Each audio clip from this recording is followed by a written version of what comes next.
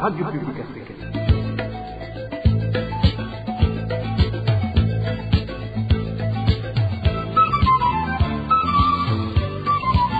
Radio Publique Africaine.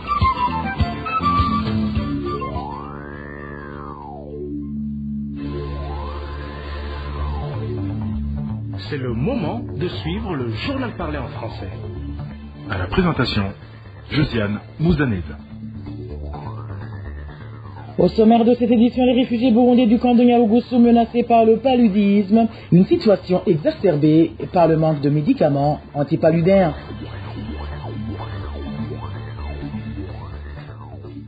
Les cultivateurs du maïs craignent de voir toute leur récolte abîmée après les 2 rendez-vous ratés de la NAGESA. Vous le suivrez et dans ce journal. Dans ce journal, nous vous parlerons également du manque d'eau potable dans les quartiers du sud de la capitale économique Bujumbura. Voilà pour les grandes articulations. Bien le bonsoir chez vous, mesdames et messieurs. Tout de suite, le développement de ces titres.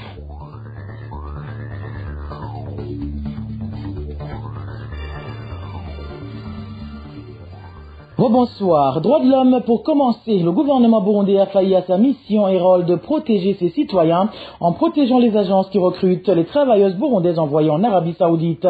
Réaction de la CAT Burundi. Cette ONG qui milite pour l'abolition de la torture fait savoir que des enquêtes impartiales et approfondies sont urgemment recommandées afin de traduire en justice toute personne de près ou de loin ayant trempé dans ce trafic d'êtres humains. Suivez Maître Armel Nyongere, il est le président de la CAT Burundi. Vous savez qu'il nous vive inquiétude et que nous prenons connaissance des conclusions de l'enquête rigoureuse menée par 3 médias internationaux, mettant en lumière de graves allégations de traite d'êtres humains, dont seraient victimes des travailleuses burundaises envoyées en Arabie Saoudite dans le cadre d'une convention bilatérale entre le gouvernement burundais et l'Arabie Saoudite. Et si ces faits sont avérés, il révèle non seulement une exploitation cruelle et systématique de femmes en situation de vulnérabilité, mais également un échec grave des autorités à prévenir la traite, à protéger les citoyennes et à garantir les dignités humaines pourtant consacrées tant pour le droit national que pour les instruments internationaux ratifiés par le Burundi.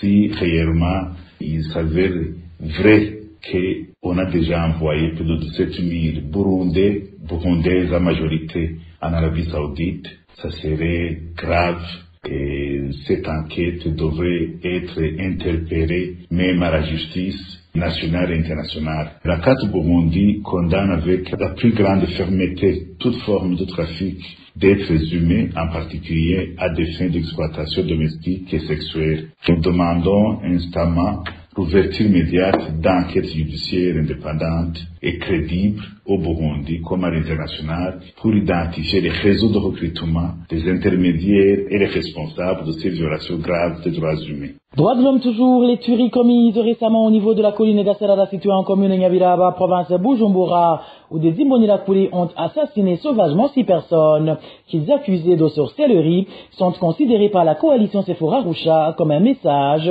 aux opposants du parti CNDD-FDD, souvent malmenés. Pour cette coalition, ces assassinats prouvent que le respect des droits humains au Burundi est loin d'exister. Suivez Jean Bosco Guigemera, il est le vice-président de la coalition Sephora Arusha.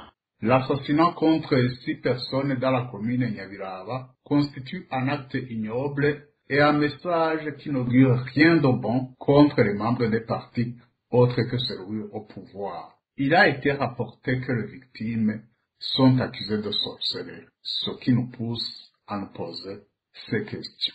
Y aurait-il une peine de mort dans le code pénal en vigueur au Burundi? La réponse est non. Les membres de la milice Imbonerakure sont auteurs de ce forfait. Serait-il au-dessus de la loi ou aurait-il un code pénal ailleurs? Et en qualité de qui agissent-ils? L'événement tragique est survenu au vu au sud de tout le monde. Ces miliciens bénéficient-ils d'une complicité de l'administration locale? La réponse est oui. Il devrait être entamé une procédure de poursuite judiciaire et cela sans délai, ce qui n'a pas été le cas. Où est alors le ministère public? Où est la justice? Ces derniers s'opplient-ils à la volonté des miliciens Imbonerakure? La réponse est oui, jusqu'à la preuve du contraire. De par le passé, de tels agissements ont été observés de la part d'un certain parti au pouvoir où les membres de partis de l'opposition ont été assassinés pour un même motif.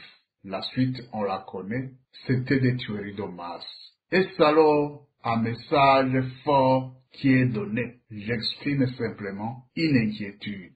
Si nous dénonçons la violation des droits de l'homme comme celle-ci qui consiste à tuer au moyen des jets de pierre et à brûler vivres les êtres humains, les autorités nient une telle réalité. Parfois, elles les accusent un pays voisin et l'opposition. Que vont-ils dire encore cette fois-ci? Je vous le disais en titre, des réfugiés burundais du camp de Nyarugusu situé en Tanzanie s'inquiètent du manque de médicaments antipaludiques. C'est au moment où des cas de malades du paludisme ne cessent de se remarquer en grand nombre. Toutefois, ils saluent la récente distribution des moustiquaires imprégnés d'insecticides, malgré quelques lacunes observées au cours de cette distribution. Digne Karondo pour plus de détails.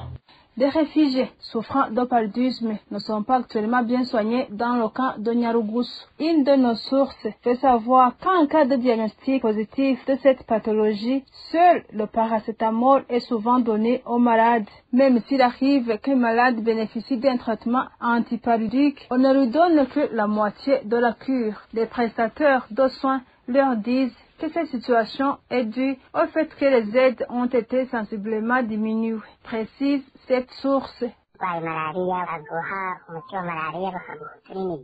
Si tu souffres de la malaria, on ne te donne pas une dose suffisante.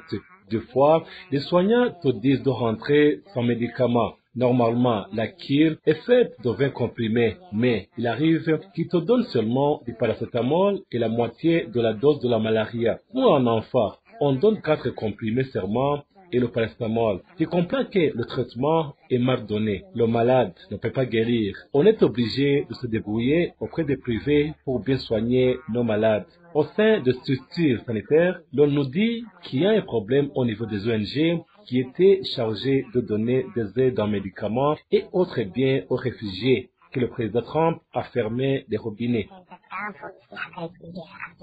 Pour faire face à cette montée de la malaria, il y a eu une distribution de moustiquaires imprégnés d'insecticides dans tout le camp, indiquent toujours nos sources. Les réfugiés ont salué cette activité, malgré que certains estiment qu'elle a été entachée de quelques irrégularités.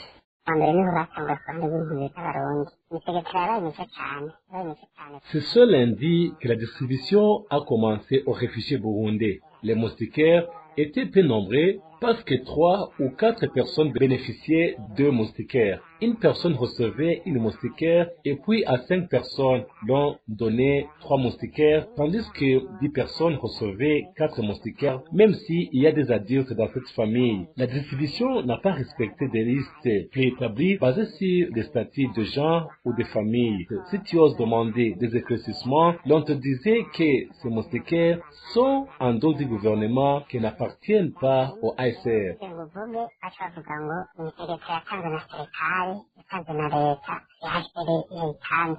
Selon nos sources, ce serait la première fois qu'il y ait une distribution en masse de moustiquaires imprégnés d'insecticides. Et ils expliquent que ces moustiquaires étaient normalement donnés aux femmes enceintes et celles qui accouchent. Parlons à présent société où les cultivateurs de maïs se trouvant dans certaines provinces du pays se lamentent de la campagne d'achat de leur récolte de maïs par la Nagesa qui n'a toujours pas débuté. Ces cultivateurs craignent de subir des pertes si aucune mesure n'est prise. Rapidement, Innocent Valentin Singirangabo nous fait le point. Les cultivateurs de maïs de la province de Makamba ont pu s'exprimer sur nos micros, indiquant que la saison culturelle s'est bien déroulée, mais qu'ils n'ont pas nulle part où vendre leurs grains de maïs, car les portes des bureaux de l'Agence nationale de gestion du stock de sécurité alimentaire à Nagesa sont toujours fermées à ce jour. Les agriculteurs viennent de terminer la période de récolte du maïs, mais ils la gardent chez eux car la Nagessa ne vient pas acheter les grains de maïs. Nous ne savons pas pourquoi la Nagessa ne procède pas encore à l'achat du maïs alors que le délai qu'ils avaient fixé pour cet achat est déjà dépassé. Alors que le délai fixé par la Nagessa pour lancer l'appel d'offres pour l'achat des grains de maïs est dépassé, les agriculteurs de Makamba craignent de subir de lourdes pertes si aucune mesure n'est prise rapidement. Nous, les citoyens, subissons une lourde perte car nous n'avons pas aucun endroit où vendre notre maïs alors que la récolte a été vraiment bonne. Là où nous sommes supposés vendre les grains de maïs, on nous donne très peu d'argent qui ne sert à rien alors que le gouvernement avait annoncé qu'il nous achèterait au prix de 1700 francs le kilogramme. Nous, les agriculteurs, sommes dans une grande difficulté financière car lorsque nous vendons aux commerçants privés, ils nous paient beaucoup trop peu. Dans la province de Karusi, et plus particulièrement dans la commune de Chombo, les cultivateurs de maïs signalent que leurs grains de maïs ne sont pas encore achetés. La radio RPA n'a pas encore pu joindre le ministre de l'Agriculture et de l'Élevage, Prosper Dodico, pour qu'il y réponde aux doléances des cultivateurs de maïs. Merci à toi Innocent Valentin. Singilangabo, entre-temps, le ministre de l'Agriculture, Prosper Dodico, avait récemment indiqué devant les parlementaires que cette campagne de la Nagessa, dont le début avait été annoncé pour le 16 juin 2025, allait démarrer en date du 26 juin dernier. Le ministre Dodico avait donné comme motif de ce report la grève de leurs agents qui réclamaient l'augmentation de leur per diem. Je vous propose de l'écouter.